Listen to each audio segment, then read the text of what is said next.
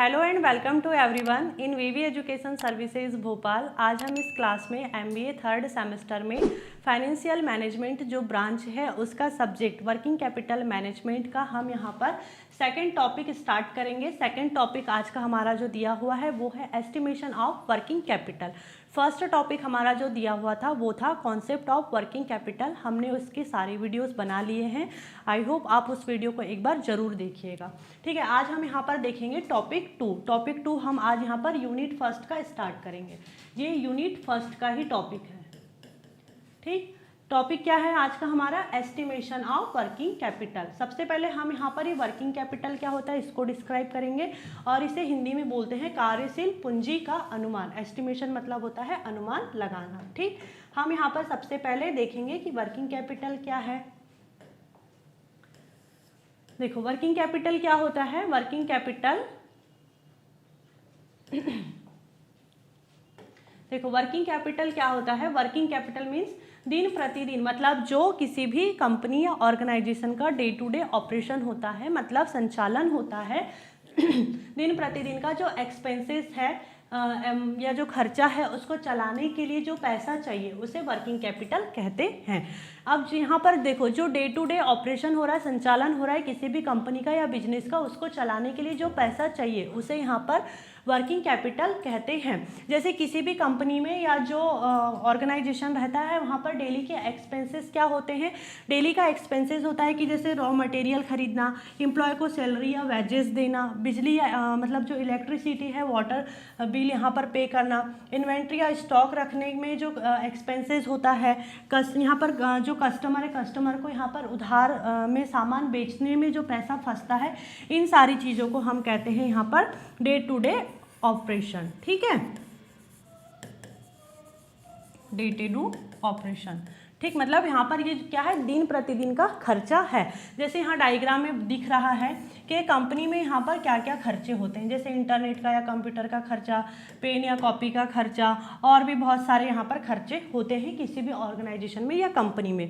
या जैसे हमारे भी डेली एक्सपेंसेस, जैसे अगर देखें तो गाड़ी से आ रहे हैं, पेट्रोल का खर्चा लग रहा है, या फिर जैसे ग्रॉसरी का सामान लेकर आ रहे हैं, इलेक्ट्रिसिटी का बिल दे रहे हैं, बच्चों के खर्चे रहते हैं, और भी जैसे रूम का रेंट देना है, और भी बहुत सारे एक्सपेंसेस होते हैं। तो ये हमारे क्या है, ये हमारा यहाँ पर वर्किंग कैपिटल है, मतलब जिसकी ज़रूरत हमें यहाँ पर रोज़ पड़ रही है। मतलब हमें यहाँ पर रोज़ जो पैसों की ज़रूरत पड़ रही है उसी को हम यहाँ पर कहते हैं वर्किंग कैपिटल। ठीक, वैसे ही यहाँ पर किसी भी ऑर्गेनाइजेशन में या बिजनेस में यहाँ पर जो डेली के एक्सपेंसेस के लिए पैसा चाहिए होता है उसी को कहा जाता है वर्किंग कैपिटल। ठीक, अब हम यहाँ पर नेक्स्ट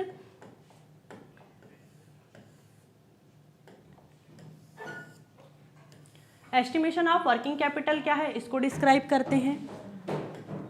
ठीक, एस्टिमेशन ऑफ वर्किंग कैपिटल का अनुमान क्या है।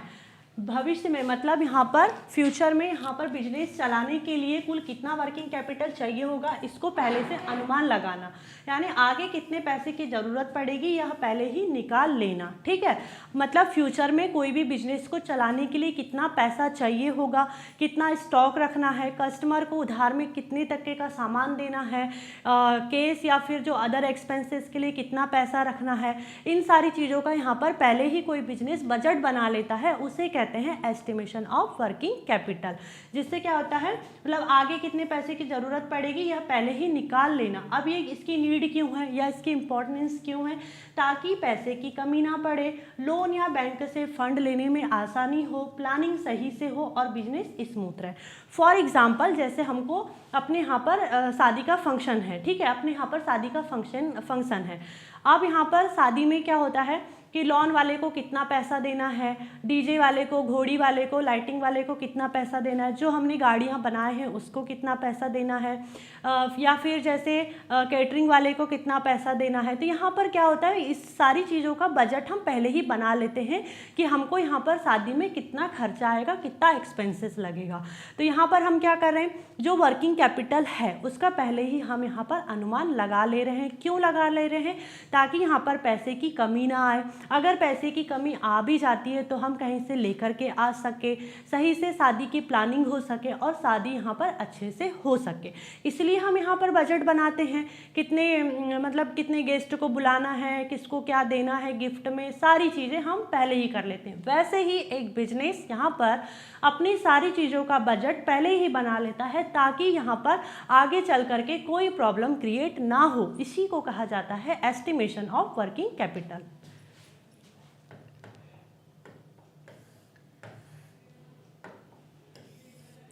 अब हम यहाँ पर जो एस्टिमेशन ऑफ वर्किंग कैपिटल है उसको स्टेप बाय स्टेप समझेंगे। फर्स्ट स्टेप में है साल की बिक्री या उत्पादन का अनुमान लगाना, मतलब जो भी सेल हो रही है या जो भी प्रोडक्शन हो रहा है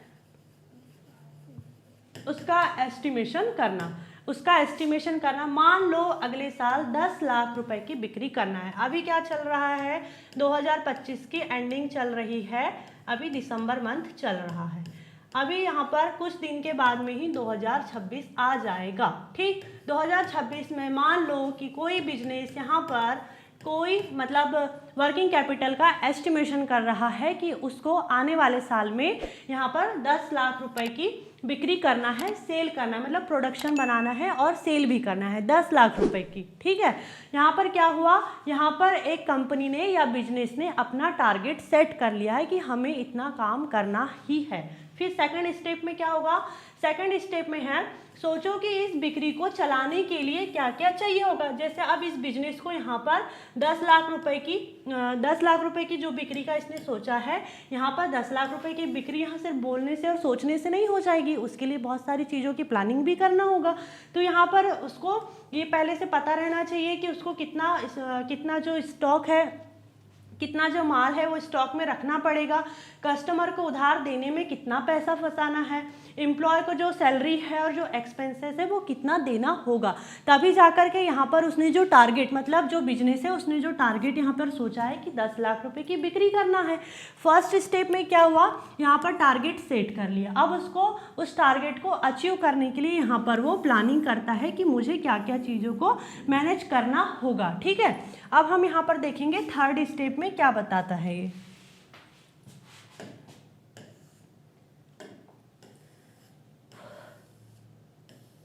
थर्ड स्टेप में है अब इन चीज़ों के लिए लगने वाला पैसा, मतलब यहाँ पर कोई बिजनेस ने सोच लिया 2025 ख़त्म होने वाला है, 2026 का उसने नया टारगेट रख लिया किसी बिजनेस ने या कंपनी ने कि 10 लाख रुपए की बिक्री करना है, प्रोडक्शन करना है। उसके लिए उसने कितना स्टॉक रखना है, कस्टमर को कितनी उधारी देनी है, एम्प्लॉय को कितनी सैलरी देना है, अदर एक्सपेंसेस, इन सारी चीज़ों की भी उसने प्लानिंग कर लिया है। अब यहाँ पर वो क्या करेगा, इसका बजट बनाता है। ठीक है, बजट बनाएगा तो कैसे बनाएगा, स्टॉक में कितना पैसा फंसाना है, स्टॉक में कितना पैसा फंसाना है तो 1.5 लाख रुपए फंसाना है। उधारी पर बेचे माल में फंसा पैसा जो डेटर्स है 1 लाख रुपए। ठीक है, अब यहाँ पर जो केस है या अदर एक्सपेंसेस होते हैं उसके लिए 50,000 रुपये। टोटल अगर हम ये जो अमाउंट यहाँ लिखे हुए हैं उनको अगर कैलकुलेट करें, प्लस करें तो कितना आएगा, 3 लाख रुपए आएगा। तो यही क्या है, वर्किंग कैपिटल की ज़रूरत है, नीड है। ठीक, अब यहाँ पर उसने अपना बजट बना लिया, कितने का उसका बजट बन रहा है, 3 लाख रुपए का बन रहा है। ठीक है, अब नेक्स्ट स्टेप, फोर्थ स्टेप में क्या होगा, अब सप्लायर से मिली उधारी, क्रेडिटर्स घटा लो। यहाँ पर जो सप्लायर है वो क्या है, क्रेडिटर है, क्योंकि ये क्या काम कर रहा है, जो कंपनी है कंपनी को ये क्या देगा, उधार देगा। तो ये क्या हुआ, ये उधार दे रहा है इसलिए क्रेडिटर है, और कंपनी यहाँ पर उधार ले रही है इसलिए क्या हुई, डेटर्स हुई, है ना, डेटर्स हो गई। अब मान लो सप्लायर ने 80,000 रुपए की उधारी दी है। ठीक, तो यहाँ पर 3 लाख रुपए, ये जो 3 लाख रुपए का बजट बनाया था उसने, लेकिन उसको पता नहीं था ना कि सप्लायर कितनी उधारी दे सकता है। अब यहाँ पर सप्लायर ने 80,000 की उधारी दे दिया, तो उसको 3 लाख में से माइनस कर देंगे तो कितना आया, 2,20,000 रुपये आया। अब यहाँ पर क्या होगा, उसको जो एक्चुअल नीड है वो कितने की होगी, 2,20,000 की होगी, क्योंकि यहाँ तो उसका ये जो पैसा है, ये पैसा यहाँ पर जो कंपनी है, कंपनी यहाँ पर अपनी जेब से तो नहीं लगा रही है, उसको तो सामने वाला उधारी में दे रहा है, उसका कैश बच रहा है 80,000 रुपये। तो माइनस करके कितना हुआ, 2,20,000 रुपये हुआ। ठीक है, आगे देखते हैं हम अब फिफ्थ स्टेप क्या बताती है। फिफ्थ स्टेप में क्या है, फिफ्थ स्टेप में है कि थोड़ा सेफ्टी मनी जोड़ लो। ठीक है, थोड़ा सेफ्टी मनी जोड़ लो। मान लो कि 10% सेफ्टी मनी जोड़ ली कि इमरजेंसी के टाइम पर काम आ जाए, कभी मशीन ख़राब हो जाए, किसी एम्प्लॉय को अगर किसी एम्प्लॉय को इंजरी हो जाए, उसका एक्सीडेंट हो जाए, तो यहाँ पर उसमें जो पैसा लगेगा अदर एक्सपेंसेस है या इमरजेंसी, उसके लिए वो 10% पैसा जोड़ लेता है। ठीक है, मतलब कौन जोड़ रहा है, बिजनेस या जो कंपनी है वो। तो यहाँ पर जो 10% पैसा जोड़ा तो कितना आया, 22,000 रुपये। अब फाइनल नीड उसको कितने की पड़ रही है, कंपनी को या बिजनेस को, यहाँ पर 2,20,000 प्लस 22,000, तो 2,42,000 रुपये की ज़रूरत पड़ रही है। मीन्स आगे बिजनेस चलाने में कितना पैसा फंसेगा और कितना चाहिए होगा, उसका अंदाज़ा लगाना या अनुमान लगाना ही यहाँ पर एस्टिमेशन ऑफ वर्किंग कैपिटल कहलाता है। ठीक है, यहाँ पर सबसे पहले उसने कितने का बजट बनाया था, 3 लाख का बजट बनाया था। फिर यहाँ पर क्या हुआ, सप्लायर ने उसको कितने की उधारी दे दिया, 80,000 की उधारी दे दिया। कितना अमाउंट आया, 2,20,000 रुपये अमाउंट आया। ठीक है, अब यहाँ पर इस अमाउंट में उसने क्या काम किया, 22,000 रुपये यहाँ पर उसने अपनी सेफ्टी मनी जोड़ लिया। ठीक, सेफ्टी मनी जोड़ लिया। टोटल अमाउंट कितना हो गया उसका, 2,42,000 रुपये हो गया। ठीक है, 2,42,000 रुपये उसकी एक्चुअल नीड है। इतना पैसे से वो यहाँ पर बिजनेस को 2026 में जो टारगेट उसने रखा है उसको अचीव कर सकता है। अगर कंपनी के पास में या बिजनेस के पास में इतना अमाउंट है, अगर इतना अमाउंट है तो वो अपने टारगेट को पूरा कर सकता है। तो ये जो स्टेप बाय स्टेप चीज़ें हैं यही है यहाँ पर एस्टिमेशन ऑफ वर्किंग कैपिटल। इसको हम एक एग्जाम्पल के थ्रू समझते हैं कि ये क्या होता है।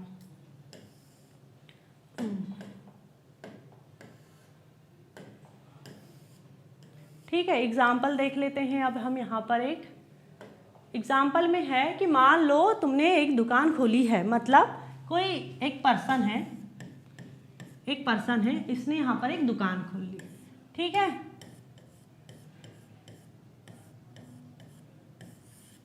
दुकान खोल ली बढ़िया आराम से। उसमें क्या करा इसने, अब माल खरीदने में पैसे फंसा दिया 50,000 रुपये। 50,000 रुपये पैसे फंसा दिया। अब ग्राहकों से पैसा देर से मिलेगा 30,000 रुपये। 30,000 रुपये देर से मिल रहा है। अब यहाँ पर उसकी टोटल नीड कितनी है, 80,000 रुपये की। इसको कैलकुलेट करें तो 80,000 होगा ना, 80,000 रुपये हो गया। पर सप्लायर ने उधार दे दिया 20,000 का। उसको पता तो नहीं था 20 का देता है, 10 का देता है उधार, या 50 का दे देता है ना। तो यहाँ पर मान लो 20,000 रुपये उसने उधारी दे दिया। किसने, सप्लायर ने उधारी दे दिया। ठीक, अब यहाँ पर क्या होगा, अब 80 में से 20 को माइनस करेंगे तो कितना आएगा, 60,000 रुपये आएगा। तो यहाँ पर एक्चुअल वर्किंग कैपिटल की रिक्वायरमेंट कितनी है, 80,000 रुपये है। ठीक, 80,000 रुपये है यहाँ पर। तो ये क्या है, एस्टिमेशन ऑफ वर्किंग कैपिटल है। मतलब वर्किंग कैपिटल का पहले से ही अनुमान लगा लेना कि कितना पैसा लगेगा, कितना पैसा हमें कहाँ खर्च करना है। इन सारी चीज़ों को देखते हुए जो बजट बनाया जाता है या अनुमान लगाया जाता है उसी को कहा जाता है एस्टिमेशन ऑफ वर्किंग कैपिटल। ठीक है, तो आज का हमारा जो टॉपिक था वो क्या था, एस्टिमेशन ऑफ वर्किंग कैपिटल। ठीक, इसके बाद में हम यहाँ पर नेक्स्ट टॉपिक पढ़ेंगे, रिक्वायरमेंट ऑफ वर्किंग कैपिटल। आज की क्लास में हम बस इतना ही देखेंगे। नेक्स्ट क्लास में हम यहाँ पर अगले टॉपिक को देखेंगे। I hope this topic is clear and thank you for watching this video.